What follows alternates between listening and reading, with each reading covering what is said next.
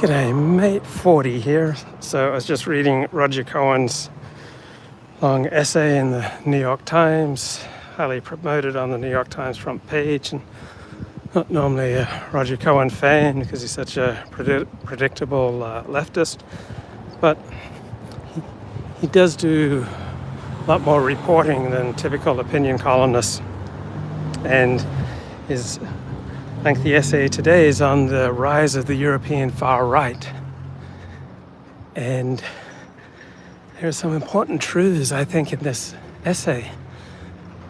And so why do we have the dramatic rise in the political far right? Or why would, in normal circumstances, would you have the rise of a politician such as Donald Trump, who would normally be considered completely unacceptable? Right? Because the far right or the Donald Trump or the eccentric personality or the on the margins political party may come to power when they appear to demonstrate more useful policies than the alternative. So the article notes that the center right and the center left are considered useless in Europe with regard to the issue of immigration. So in many countries, such as Australia, immigration has been tacitly removed from the political. It's been neutralized. The major political parties have essentially agreed not to campaign on the issue of immigration for fear of inflaming tensions between groups.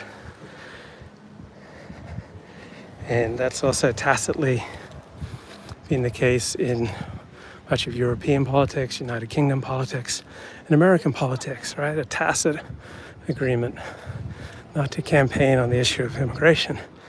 So, as a reaction to the destruction of the 30-year war in Germany in the 17th century, right, you had the rise of liberalism, which sought to neutralize the religious issue.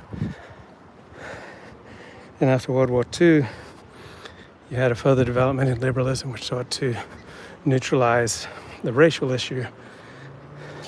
And as part of the neutralization of the racial issue, not only had the growth of civil rights laws, but you had the removal of immigration as a matter of the political. And instead, it was turned over to the rule of experts. So less and less of our national life is considered appropriately within the realm of the political, and more of our national life and government decisions are given to experts. And so less and less does it matter what the people want. And so there's great consternation among our elites and among the news media about Donald Trump's threat to democracy and the far right's threat to democracy.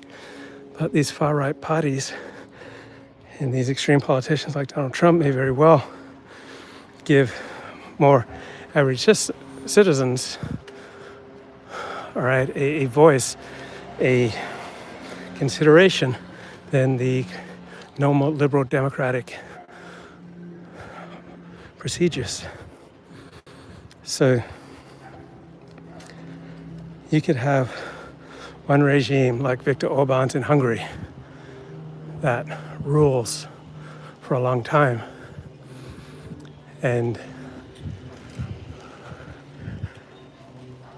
you could make arguments how that is anti-democratic, but at the same time, all right, people like Viktor Orban may very well represent the majority of Hungarian opinions, policy purpose, migration, as opposed to having one regime in power that actually addresses people's concerns.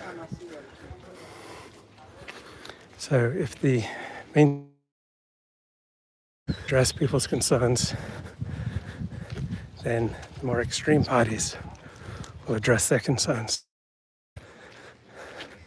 And if the center right and the center left don't deal,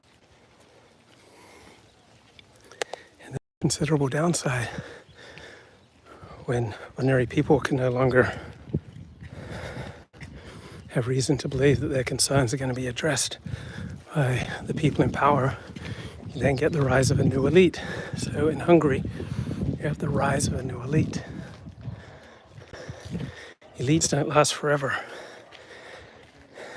It may seem like the elites are running everything, and elites will run things, but when they cease to run things effectively, right, they'll be replaced by a new elite.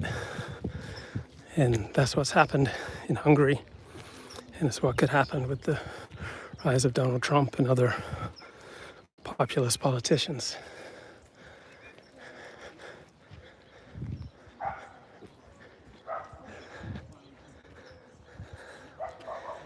So the alternative is concerns.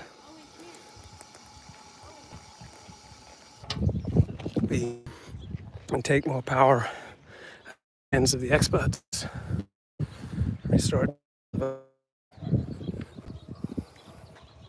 Looking out at Runyon Canyon.